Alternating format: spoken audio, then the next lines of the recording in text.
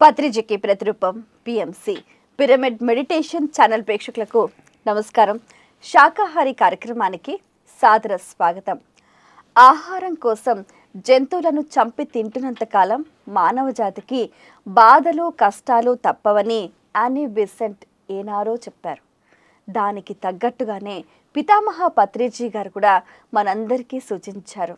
ఈ విశ్వంలో ఏ జీవి కూడా హింసించబడకూడదు అని.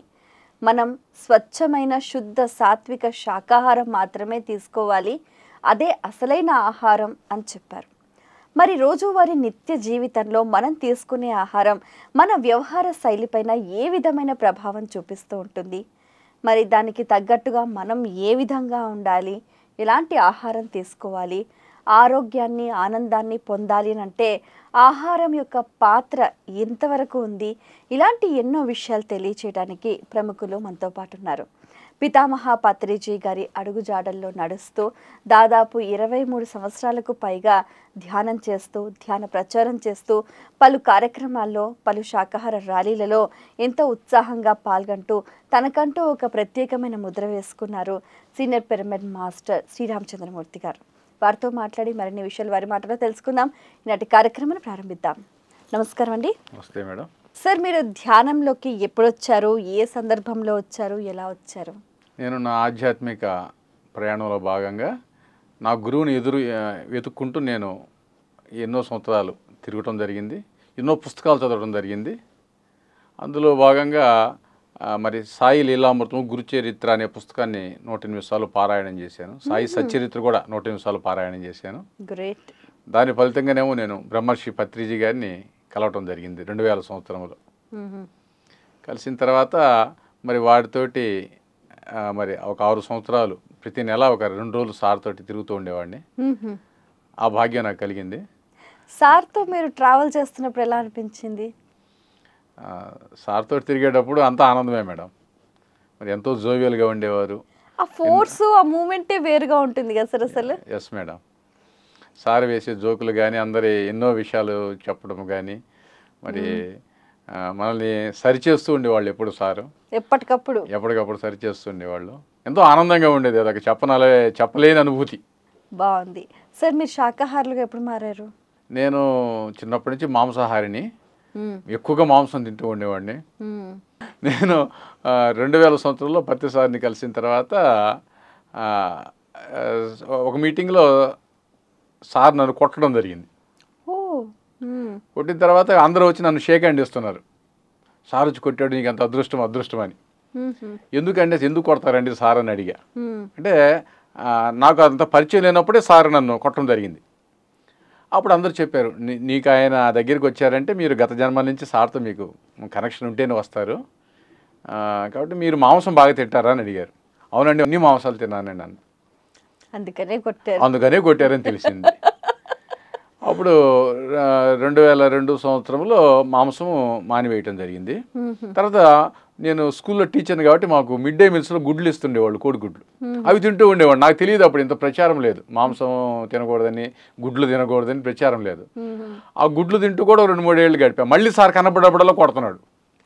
అప్పుడు తెలిసింది, మాంసం గుడ్లు తింటే సార్ కొడతారు, మానేసేయాలని పూర్తిగా మానివేయటం జరిగిన తర్వాత.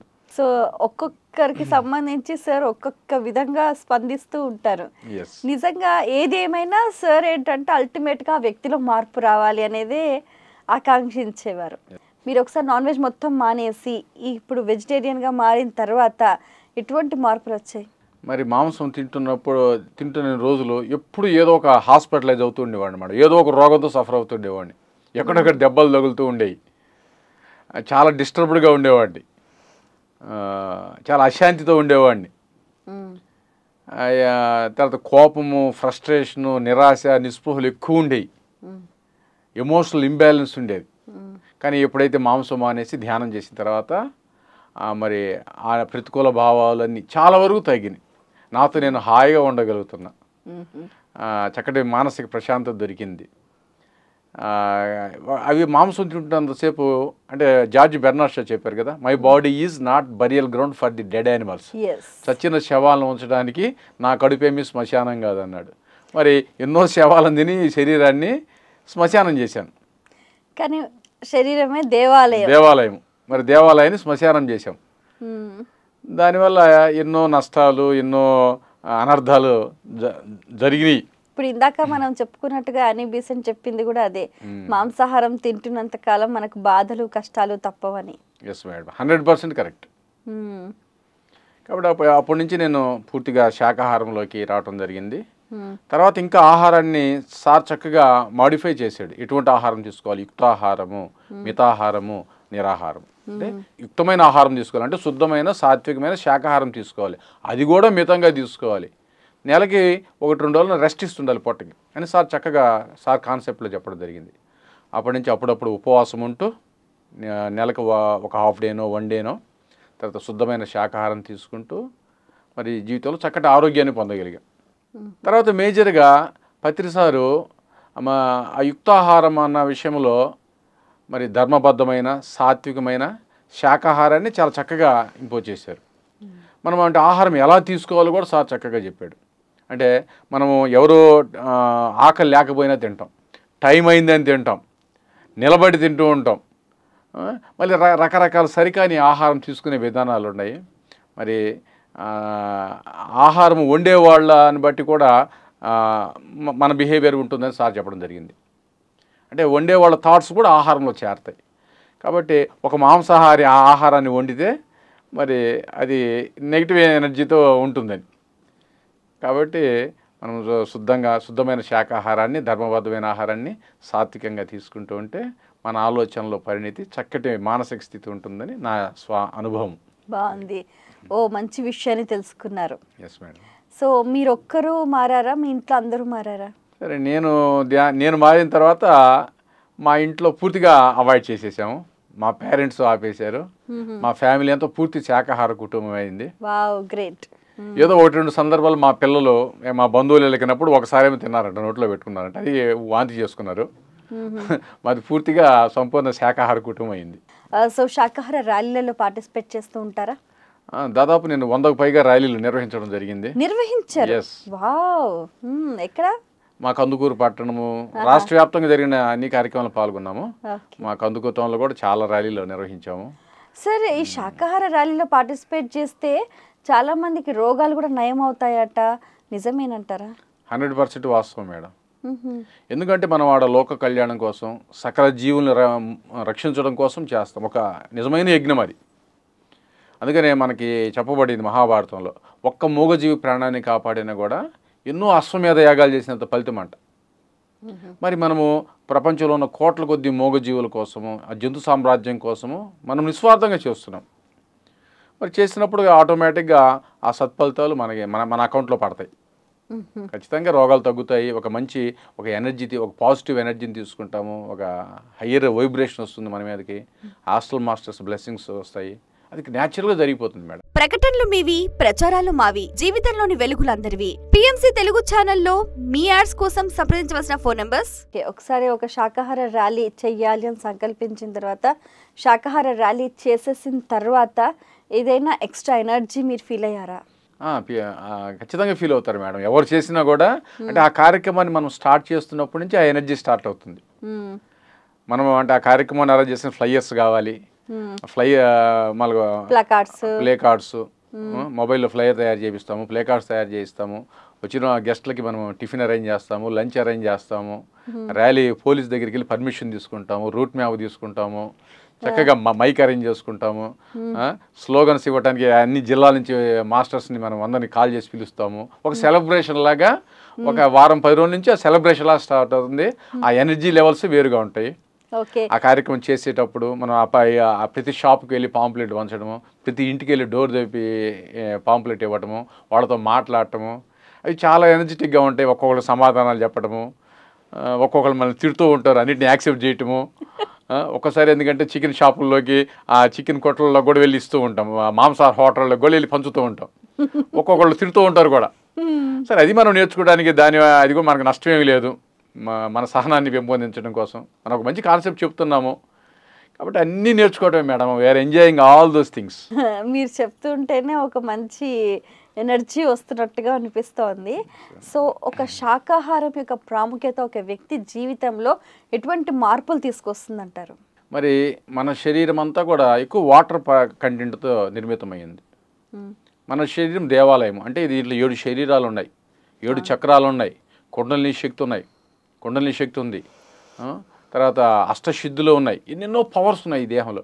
మరి అటువంటి పవిత్రమైన దేవాలయంలో ఒక జంతు కళేబరాన్ని కొట్టి వాటి పీకలు కోసి వాటి యొక్క బొచ్చు పీకేసి మరి నీళ్ళల్లో మరిగించి ఆ శవానికి ఉప్పు కారం మసాలాలు వేసుకొని వేస్తున్నాం. మరి మనము ఎటువంటి ఆహారం తింటాం అటువంటి మనసు కలిగి ఉంటుందామని చెబుతుంది. What you eat so you are. కాబట్టి ఈ మధ్య జపాన్లో ఒక పరిశోధనలో మనం చూసాం, ఒక వాటర్ డ్రాప్స్ని 3 గ్లాసుల్లో పెట్టి ఒక గ్లాసులో థ్యాంక్ యూ అని, ఒక గ్లాస్తో ఐ లవ్ యూ అని, ఒకదాన్ని ఐ హేట్ యూ అని అన్నప్పుడు ఆ వాటర్ డ్రాప్స్లో ఉన్న కెమికల్ బాండింగ్ అంతా మారింది. ఆ పరిశోధనలు ఈరోజు ఈ నెట్లో ఉన్నాయి. అంటే మనం మాట్లాడే మాటలకి ఆ వాటర్ డ్రాప్స్ స్పందిస్తున్నాయి. కాబట్టి మరి మన శరీరం అంతా వాటర్తో ఉంది. మరి ఒక జంతు కళేబరాన్ని దాన్ని పేక్ కోసినప్పుడు అది ఎంత బాధ, ఎంత పెయిన్ తీసుకుంటుందో ఆ ప్రాణి, ఆ నెగిటివ్ ఎమోషన్స్, ఆ భయాలు, ఆ పెయిన్స్ అన్నీ దాంట్లోకి వచ్చి చేరుతాయి. మనం అటువంటి ఆహారాన్ని తీసుకొని మన శరీరంలో పెట్టినప్పుడు ఆ పెయిన్స్ అన్నీ మన బాడీ తీసుకుంటుంది. మన శరీరంలో ప్రతి కణము పొల్యూట్ అవుతుంది, మన డిఎన్ఏతో సహా మొత్తం పొల్యూట్ అవుతుంది. కాబట్టి మన ఆరాలో డిస్టర్బెన్సెస్ వస్తాయి. అవి పరిశోధనలో క్లియర్గా ఉన్నాయి. మాంసం తినకముందు మన ఆరా, మాంసం తిన్న తర్వాత మన ఆరా. కాబట్టి ఇవంతా కూడా మరి ఈరోజు స్పిరిచువల్ సైన్స్ ద్వారా మనము ఇవన్నీ విషయాలు తెలుసుకుంటున్నాం. కాబట్టి మానవ ఆహారం శాకాహారం మాత్రమే. మన జీవితాల్లో మన శరీరాల్లో జంతు కళేబరాలని ఎట్టి పరిస్థితుల్లో ఉంచరాదు. కాబట్టి ఇప్పటికైనా సకల మానవాళి గుర్తించి అందరూ శాకాహార వైపు మారితే ఈ భూమాత మనుగడ సాగిస్తుంది. ఎందుకంటే మేడం ముఖ్యంగా మనం చూస్తున్నాం ఈ మధ్య రీసెంట్గా జరిగినవి, మరి కొన్ని దిక్కుల ఏసీలు పేలిపోతున్నాయి, కంటిన్యూగా ఏసీ ఈ మధ్య కళ్యాణ్ జ్యువెలర్స్లో ఎక్కడ చూసాం. ఇక్కడ అంటే టెంపరేచర్స్ విపరీతంగా పెరిగిపోతున్నాయి, గ్లోబల్ వార్మింగ్ పెరిగిపోతుంది. మరి ఆ జీవాలను పెంచడం కోసము వృక్షజాతిని సర్వనాశనం చేస్తుంది మానవాళి. ఫర్ ఎగ్జాంపుల్ మా ఇంటి దగ్గరలో మేడం ఇంతకుముందు చాలా వేప చెట్టు ఉండే, అన్ని మేకలను పెంచడం కోసం కొట్టేశారు. అలాగా ఆ జీవులు పెంచడం కోసం చెట్టుని డిఫారెస్టేషన్ విపరీతంగా జరుగుతుంది. కాబట్టి ఇవన్నీ కూడా మరి ప్రకృతికి మరి భూమాతని ధ్వంసం చేసే కార్యక్రమాలు. సో ప్రతి వ్యక్తి శాకాహార అయితేనే ఈ భూమి మనుగడ సాగిస్తుంది. ఇలా రాబోయే రోజుల్లో ఏసీలు కూడా పనిచేయని పరిస్థితి ఖచ్చితంగా వచ్చి తీరుతుంది. 55-60 డిగ్రీలకి టెంపరేచర్స్ వెళ్ళే అవకాశం ఉందని చెప్తున్నారు ఒక 5-10 ఇయర్స్లో. మానవాళి మనుగడే అసాధ్యమవుతుంది. ఇప్పటికైనా మానవాళి గుర్తించి మరి ఈ సత్యాలను గ్రహించి అందరూ శాకాహారాలు కావాల్సిన బాధ్యత ఈరోజు సకల మానవాళి మీద ఉంది. సార్ మనం గమనిస్తే కూడా మనం తీసుకునే ఆహారం మన వ్యవహార శైలిపైన విపరీతమైన ప్రభావం చూపిస్తుంది అని అంటూ ఉంటారు. మరి నిత్య జీవితంలో ఎలాంటి ఆహారం తీసుకోవాలంటారు? మరి ఈరోజు మనం ఒక ఎగ్జాంపుల్ గతంలో జరిగిన సంఘటన. మరి మహాత్మా గాంధీ గారు ఒకసారి జైల్లో ఉన్నప్పుడు రోజులానే ఒకరోజు ఆహారం తిన్నాడు. ఆహారం తీసుకున్నాక ఆయనకి దొంగతనం చేయాలని ఎందుకు ఆలోచన వస్తూ ఉందంట. తర్వాత ఎవరు ఆహారం వండారంటే ఎవరు కొత్త దొంగ ఆ రోజు జైలుకి వచ్చి అతని చేతుల మీదుగా వండారు. అంటే ఎవరు ఎటువంటి ఆలోచనలతో ఉన్న వ్యక్తి ఆహారం వండితే అటువంటి ఆలోచనలు అక్కడ ఆహారంలో కూడా ప్రవేశిస్తుందని చెప్పేసి మనకు దాన్ని బట్టి అర్థమవుతుంది. కాబట్టి ఒక తల్లి లేదా ఒక కుటుంబంలో ఆడవాళ్ళు ఎవరైనా సరే మరి సాత్వికమైన బుద్ధితోటి ధ్యానం చేసి చక్కటి సాత్వికమైన ఆలోచనతో ఉండితే ఆ ఎనర్జీ అంతా చేరుతుంది. అలా కాకుండా కసురుకుంటూ మరి ఆ నెగిటివ్ ఎమోషన్స్ తోటి స్నానం లేకుండా ఒక శుద్ధంగా లేకుండా మరి వంట చేసినప్పుడు ఆ నెగిటివ్ ఎనర్జీ అంతా దాంట్లో చేరుతుందని చెప్పేసి మనకు అర్థమవుతుంది. కాబట్టి మనము ఎటువంటి ఆలోచనతో వండుతామో అటువంటి ఆహారం తయారవుతుంది. కాబట్టి ఆలోచనలు కూడా చాలా ముఖ్యమైనవి. అందుకని శుద్ధమైన ఆలోచన రహిత స్థితిలో ఉండితే ఇంకా చక్కగా ఎనర్జీ చేరుతుంది ధ్యానం చేసి వండితే మనకు అర్థమవుతుంది. కాబట్టి అందరూ అదే విధంగా వంట తయారు చేయడానికి అవకాశం ఉన్నంత వరకు ప్రయత్నించాలని మనము చెప్తున్నాం. సార్ మనం గమనిస్తే కూడా చాలామందికి ఉన్న ఒక అపోహ ఏంటంటే మాంసాహారం తింటేనే బలం వస్తుంది అన్న అపోహలో ఉంటున్నారు. దీనికి మీరేమంటారు? అది పూర్తి అపోహే మేడం. ఎందుకంటే మాంసంలో కన్నా ప్రోటీను మన కందిపప్పులు ఎక్కువ ఉంది.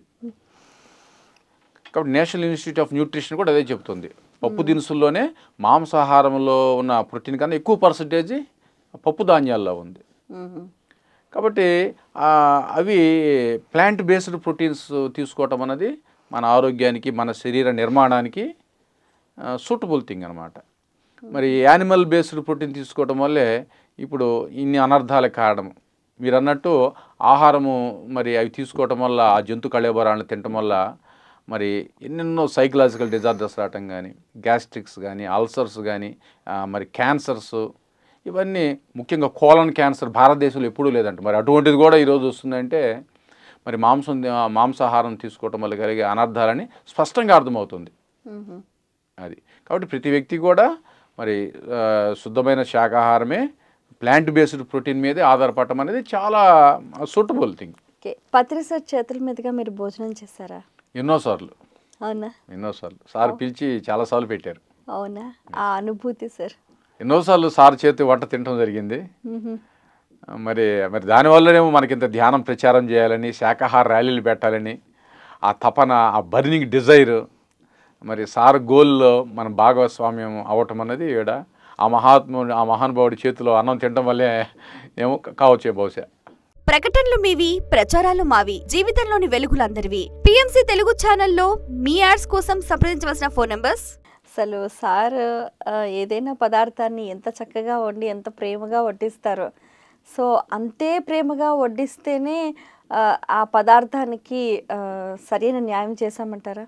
మనం కూడా మన ఇంట్లో కూడా మన బిడ్డలకు కానీ ఏ ఆహారమైనా వండేటప్పుడు ధ్యాన స్థితిలో ఉండి మరి చక్కగా ప్రేమపూర్వకమైన ఆలోచనతో, సాత్వికమైన బుద్ధితో వండినప్పుడు ఆ పిల్లలు కూడా చక్కగా అది తీసుకుంటారు. చక్కగా వాళ్ళ రియాక్షన్స్ బాగుంటాయి, వాళ్ళ బిహేవియర్ బాగుంటుంది, వాళ్ళ మెంటల్ స్టేట్ కూడా సరైన మార్గంలో ఉంటుంది. కాబట్టి ప్రతి ఇంట్లో కూడా మరి ఇలానే ధ్యానము, శాకాహారం అనేది విధిగా భాగం కావాలి. ఇప్పుడు ప్రస్తుతం యువతకు మీరు ఏం చెప్తారు శాకాహారం గురించి? ప్రస్తుత యువత ఒక అపోహలో ఉంది. మరి సోకాల్డ్ డాక్టర్స్ ఇది ఒక బిజినెస్ అయిపోయింది యాక్చువల్గా కూడా. మరి ఎక్కడ చూసినా కూడా జంతువుల్ని పెంచటము, జీన్ మాడిఫైడ్ చేసి విపరీతమైన క్లోనింగ్ రకరకాల పద్ధతుల ద్వారా జంతువులు ఉత్పత్తి చేస్తున్నారు. మరి అటువంటి వాటికి కొన్ని స్టెరాయిడ్స్ ఇస్తున్నట్టు మనం చూస్తూ ఉన్నాం వీడియోస్లో అలాగా. మరి ఇటువంటి ఆహారం తీసుకున్నప్పుడు ఎంతోమంది హార్మోన్లకి ఇంబ్యాలెన్స్ గురవుతున్నారు, మెయిన్గా యువత. దానివల్ల వాళ్ళు రకరకాల డిజార్డర్స్కి లోనవుతున్నారు. కాబట్టి ఈ విషయాలను వాళ్ళందరూ కూడా సైంటిఫిక్గా స్టడీ చేసి మరి అందరూ కూడా శాకాహారాన్ని తీసుకోవాలి, తర్వాత పర్యావరణం పట్ల బాధ్యత వహించాలి. దీనివల్ల జరిగే దుష్పరిణామాలు, ముఖ్యంగా డిఫారెస్టేషన్ విపరీతంగా జరుగుతుంది. మరి ప్రపంచ ఆరోగ్య సంస్థ కూడా ఈ మధ్య ఒక రిపోర్ట్ ఇచ్చింది. ప్రపంచంలో అన్ని వెహికల్స్ నుంచి వచ్చే కర్బన ఉద్గారాల కన్నా కూడా మాంసాహారం ఇండస్ట్రీ వల్ల వచ్చే కర్బన ఉద్గారాలే ఎక్కువ అని చెప్పేసి ఆ పరిశోధనలో తెలియజేయబడింది. కాబట్టి దీన్ని గమనించుకొని మరి పర్యావరణానికి, మన దేహానికి హాని కలిగించే మాంసాహారాన్ని విసర్జించి అందరూ శుద్ధమైన శాకాహారం తీసుకుంటూ, సాత్విక ఆహారం తీసుకుంటూ, ధ్యాన సాధన చేస్తూ మరి లాంగెవిటీ, మన ఆయుష్ను పెంచుకుంటూ చక్కగా మనము జీవించడానికి చక్కటి మార్గం ఉంది. ఎప్పుడో గతంలో బార్బేరియస్ కాలంలో జరిగిన అనాగరికమైన చర్యలాగా ఈరోజు, అప్పుడేదో ఆహారం లేకుండా ఎక్కడో జంతువులు చంపుండొచ్చు, కానీ ఈరోజు చక్కటి ఆహారం ఎంతో ఉంది. మరి ఈ హరిత విప్లవం ద్వారా, గ్రీన్ రెవల్యూషన్ ద్వారా మరి అంతా ఉత్పత్తులు విపరీతంగా ప్రొడ్యూస్ చేస్తున్నారు. కాబట్టి ఇప్పుడు జంతువులు చంపి తినాల్సినంత అవసరం లేదు ప్రజెంట్ సమాజంలో. మనం గమనిస్తే కూడా సార్ ఏదైనా ఫెస్టివల్ లేకపోతే ఏదైనా ట్రీట్ అనేసరికి అందరూ గో ఫర్ నాన్ వెజ్ అని ఎక్కువగా ఇంట్రెస్ట్ చూపిస్తూ ఉంటారు. అలా కాకుండా ప్రతి ఒక్కరూ ఓట్ ఫర్ వెజిటేరియన్, శాకాహారమే తీసుకోవాలి, శాకాహారమే మానవాహారం, ఇది అందరి లోపల అవగాహన రావాలి అని అంటే ఇంకా ఎటువంటి కార్యక్రమాలు చేయాలంటారు? మన పిఎస్ఎస్ మూవ్మెంట్ ద్వారా మనం ఆల్రెడీ ఈ శాకాహార ర్యాలీలు విస్తృతంగా అందరూ అన్ని ఏరియాల్లో కండక్ట్ చేస్తున్నారు. పత్రి సార్ భౌతికంగా ఉన్నప్పటికంటే సార్ బాడీ వెకేట్ చేసిన తర్వాత ఇంకా ప్రతిరోజు ప్రతి ఒక్క చోట కంపల్సరీ శాకాహార ర్యాలీ అవుతుంది, జరుగుతుంది. చక్కగా మనం పాంప్లెట్స్ పంచుతూ ఉన్నాము. అందరూ మన వాట్సాప్లో, మనము సోషల్ మీడియా ద్వారా కూడా విస్తృతంగా ప్రచారం చేస్తున్నాము. దీని ఇంపాక్ట్ ఖచ్చితంగా ఎక్కడెక్కడైతే పిరమిడ్ మాస్టర్లు ఉంటారో, మన మూవ్మెంట్ ఎక్కడెక్కడ జరుగుతూ ఉందో దాదాపు అంతా వరల్డ్ అంతా స్ప్రెడ్ అయ్యాము ఈరోజు. కాబట్టి అందరి మీద దీని ఇంపాక్ట్ ఉంది ఖచ్చితంగా. ఇప్పుడు అందరికీ అవగాహన కూడా వచ్చింది. మరి మన రాష్ట్రంలో చూసుకుంటే 1.78% మాత్రమే శాకాహారులు ఉన్నారంట. ఓకే, చాలా తక్కువ. ఏపీలో. తెలంగాణలో 1.3%, ఇంకా తక్కువ. కాబట్టి తెలంగాణ ఎక్కువ మన దేశంలోనే ఎక్కువ నాన్ వెజ్ కన్జ్యూమ్ చేసే స్టేట్ తెలంగాణ అట. అక్కడ రాజస్థాన్లో 25% శాకాహారులు ఉన్నారు. పంజాబ్ 28%, తర్వాత హర్యానా అవి కొద్దిగా బెటర్గా ఉన్నాయి మనతో పోల్చుకుంటే. కాబట్టి తెలుగువారు వెలుగువారు. కాబట్టి ఇక్కడి నుంచే ఈ పిఎస్ఎస్ మూవ్మెంట్ స్టార్ట్ అయ్యింది, ఆంధ్రప్రదేశ్ నుంచే. కాబట్టి మనము విస్తృతంగా చేస్తున్నాము. కొద్ది కాలంలోనే మనము ఈ టార్గెట్ రీచ్ అవుతాము. భూమి మీద ఏ జంతువు చంపబడదు. అదే ప్రతిసారి ఎప్పుడు చెప్పేది, నా ఒకే ఒక కోరిక, ఒకే ఒక లక్ష్యం, ఒకే ఒక సాక్షాత్కారం, భూమి మీద అహింసను చూడటం అని సార్ చాలాసార్లు చెప్పడం జరిగింది. మరి దాన్ని మనం లక్ష్యంగా తీసుకొని ప్రతి పిరమిడ్ మాస్టర్ వర్క్ చేస్తున్నాడు.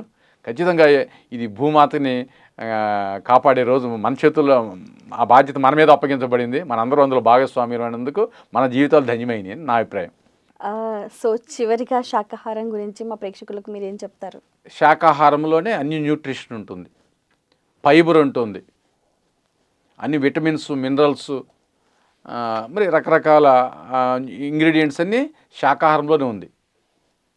కాబట్టి అందరూ కూడా శాకాహారం తీసుకొని ప్రకృతికి ఎంతో సేవ చేసిన వాళ్ళు అవుతారు. ముఖ్యంగా మాంసాహారము తయారు కావడానికి 1 కేజీ మాంసం తయారు కావాలంటే 1400 లీటర్ల వాటర్ కన్జ్యూమ్ అవుతుందంట. మరి ఇన్ని జంతువుల్ని ఎంత పెంచుతున్నారో మరి మాంసాహారం కోసం. ఎన్నో అడవులను డిఫారెస్ట్ చేస్తున్నారు. కాబట్టి ముఖ్యంగా వెస్ట్రన్ కంట్రీస్ చూసుకుంటే 100% నాన్ వెజ్ ఉన్నాయి కొన్ని కంట్రీస్. మరి పర్యావరణము ఎంతో విస్తృతంగా దెబ్బతీస్తున్నారు. దానివల్ల పావర్టీ డెవలప్ అవుతుంది. కొన్ని పేద దేశాలకు ఆహారం దొరకటంలా వాళ్ళందరూ మాంసాహారం మానేస్తే ప్రపంచానికి అంత సమృద్ధిగా ఆహారం దొరుకుతుంది. ఇది అందరి బాధ్యత. అది నోటి ఆ రుచికి మసాలాలకు అలవాటు పడి తింటున్నారు. నిజంగా దాన్ని ఎవరూ తినలేరు. ఆ మసాలాల టేస్ట్కి అలవాటు పడి మరి ఈ విధమైన జీవహింస చేస్తున్నారు. మరి అన్ని మత గ్రంథాల సారము అహింసా పరమో ధర్మ. కాబట్టి మనం ఈ స్లోగన్స్ అన్ని ఇచ్చుకుంటూ ఇలా విస్తృతంగా ప్రచారం చేస్తుంటే చక్కటి ఆరోగ్యకరమైన శాకాహారం, మరి అన్ని మినరల్స్, వైటమిన్స్ అన్నీ కూడా బాడీకి అందుతాయి, ఫైబర్ అందుతుంది. మరి ఇటు కోలన్ క్యాన్సర్లు ఇటువంటివి వచ్చే అవకాశమే లేదు. కాబట్టి అందరూ దీన్ని పరిశోధన చేసి ప్రతి వ్యక్తి కూడా శాకాహారిగా మారాలని మరి పిఎస్ఎస్ మూవ్మెంట్ అందరినీ వేడుకుంటుంది. ఎక్కడ కూడా ముఖ్యంగా స్కూళ్ళల్లో, ఆఫీసుల్లో నాన్ వెజ్ని అవాయిడ్ చేయడం అనేది ఎంతైనా అవసరము. నేను ఒకసారి అందరికీ స్కూల్స్కి, కాలేజ్కి అప్పీల్ చేస్తున్నాను, దయచేసి స్కూళ్ళల్లో మరి పవిత్రమైన వాతావరణాల్లో నాన్ వెజ్ పెట్టవద్దని కోరుకుంటున్నాను. మరి నాకు ఈ అవకాశం ఇచ్చిన మన పిఎంసి ఛానల్కి ధన్యవాదాలు తెలుపుకుంటూ సెలవు తీసుకుంటున్నాను. Thank you madam. చాలా సంతోషం అండి. మీ అమూల్యమైన సమయాన్ని కేటాయించి ఎన్నో విషయాలను వివరంగా మా అందరికీ తెలియజేసినందుకు ధన్యవాదాలు. Thank you madam. Okay friends, వీక్షించారు కదండి. ఇది ఇవాల్టి మన శాకాహారి కార్యక్రమం. శ్రీరామచంద్రమూర్తి గారు తెలియజేశారు. అసలు పితామహ పత్రిజీ గారు చెప్పినట్టుగా అసలు ఏ జీవి కూడా హింసించబడకూడదు. అహింసో పరమో ధర్మ అన్న నినాదంతో ప్రతి ఒక్క ప్రాణిని కాపాడుకుంటూ ఆరోగ్యకరమైన ఆహారం తీసుకుంటూ ప్రతినిత్యం ఆనందంగా జీవించండి. ఇది ఇవాల్టి కార్యక్రమం. మరో కార్యక్రమం మళ్ళీ కలుసుకుందాం. అంతవరకు సెలవు. నమస్కారం.